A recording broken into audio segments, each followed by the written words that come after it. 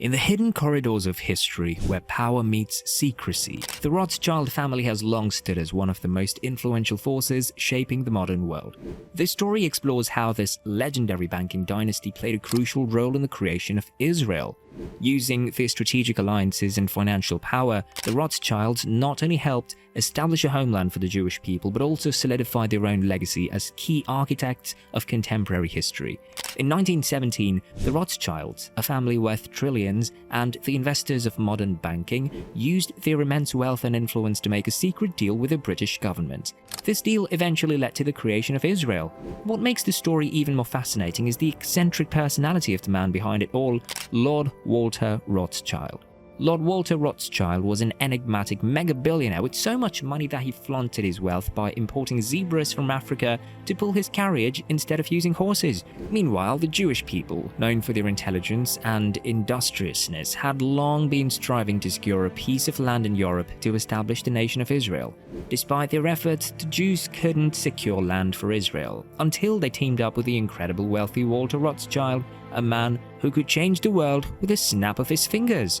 By the early 1900s, the Rothschilds were already the most powerful family in Europe, so rich that they had even loaned money to the entire country of France to stabilize its economy. Known not just for their power but also for their ruthlessness, the Rothschilds wouldn't hesitate to use their influence as a weapon, crushing anyone who stood in their way. When the Rothschilds wanted something, they made sure they got it, or they'd be hell to pay. Walter Rothschild made the necessary calls and pulled the right strings. In 1917, the British government sent him an official letter promising to do everything in their power to provide land for the creation of Israel. This letter reshaped the world map, and if you need proof, we have a copy of that very letter. 1917. Dear Lord Rothschild, I have much pleasure in conveying to you, on behalf of His Majesty's government, the following declaration of sympathy with Jewish Zionist aspirations, which has been submitted to and approved by the Cabinet. So it's possibly the most famous letter in modern Jewish history, and it begins with 3 words: Dear Lord Rothschild. That letter, known as the Balfour Declaration, proves that the Rothschild family played a key role in creating Israel. There's even more evidence in an interview where the head of the Rothschild family proudly explains how his ancestors made it happen. The interviewer asks why the British Foreign Secretary sent the letter to Walter Rothschild. The answer is clear. It was the Rothschilds' money, power and influence that persuaded the British government. Years later, Britain honored its promise to the Rothschilds, providing the land that eventually led to the official creation of the State of Israel in May 1948. Although this was good news, the Rothschilds were just getting started. What they did next was even more impressive. They invested millions of dollars in Israel, building schools, roads, and all the infrastructure needed to transform the land into a thriving country. James Rothschild funded Israel's Congress building, while Dorothy de Rothschild financed the Supreme Court building. However, the more money they invested, the more problems arose. Why? Because the land given to Israel by the British actually belonged to another group of people, the Palestinians. This land dispute ignited a series of conflicts between Israelis and Palestinians that have continued for decades. But we're not here to talk about the war, we're here to discuss power, specifically the power of the Rothschild dynasty. Whatever you've heard about their influence pales in comparison to the true extent of their reach.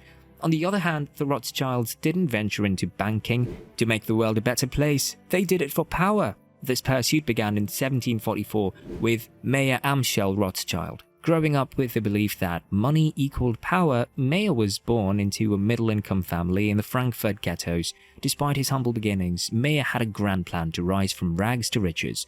As a young man, Mayer started a money-lending business with a small amount of capital that grew steadily.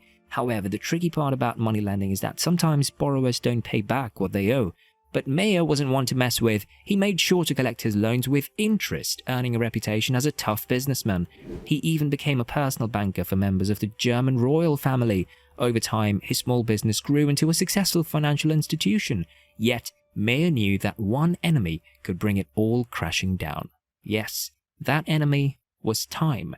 As Mayer aged, he passed on his financial savvy to his 5 sons. More than just managing money, he taught them the art of manipulating people and situations for their own benefit. He knew the game of money could be ruthless, and he made sure his sons were prepared to be even tougher than their competitors.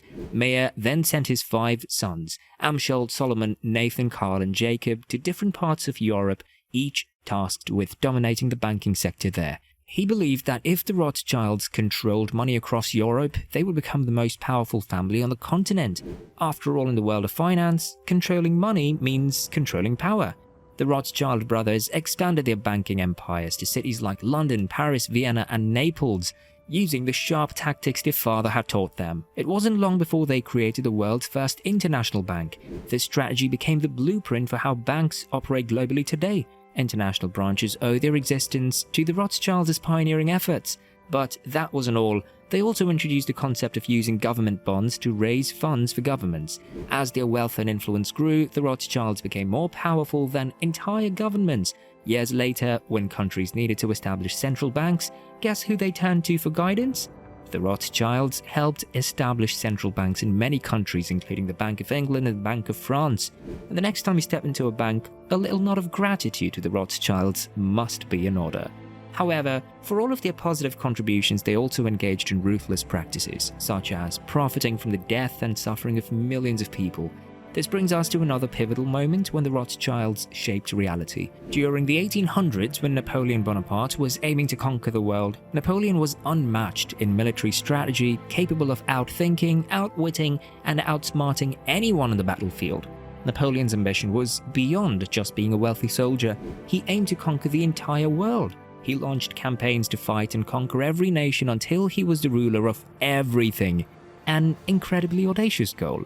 People initially thought he was overrated, but as he kept winning battles, they began to take him seriously. It seemed like Napoleon could become the most powerful man globally, a title the Rothschilds, who were already the most influential in Europe, wouldn't relinquish easily. So, to preserve their dominance, the Rothschilds resorted to a deed so nefarious, it could bring tears even to the devil's eyes. During the Napoleonic Wars, the Rothschilds played a crafty game on both sides of the conflict.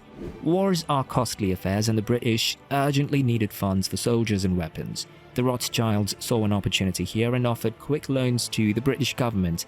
If lending to individuals was lucrative, imagine how profitable lending to a whole government could be. Despite the hefty interest attached to their loans, what truly showcased their cunning was their next move. Behind the British government's back, the Rothschilds extended loans to Napoleon as well. By 1815, they were supplying Napoleon with gold and silver to purchase weapons to attack the British. Simultaneously, they were also providing the British with funds for guns and bombs to counter Napoleon. This way, no matter who emerged victorious, the Rothschilds would be on the winning side. Whichever side won would owe the Rothschilds millions of pounds, ensuring their continued dominance as the most powerful banking family in Europe. Their wealth continued to grow exponentially as they mastered the art of controlling information. With advancements like radio and television, they realized that information could be as powerful as money. They secretly invested in media companies, Hollywood studios, newspapers, and television networks, gaining control over what people saw and heard worldwide. They also invested heavily in major industries globally, forming the Rothschild Group and influencing global economic affairs. Estimates suggest that their wealth is in the trillions, making them possibly the richest family in history. Their story is a testament to the idea that, with enough power and wealth, one can indeed shape the world. So how much do you think power and wealth shape our world today? And don't forget to like and subscribe for more fascinating insights into history and the world around us.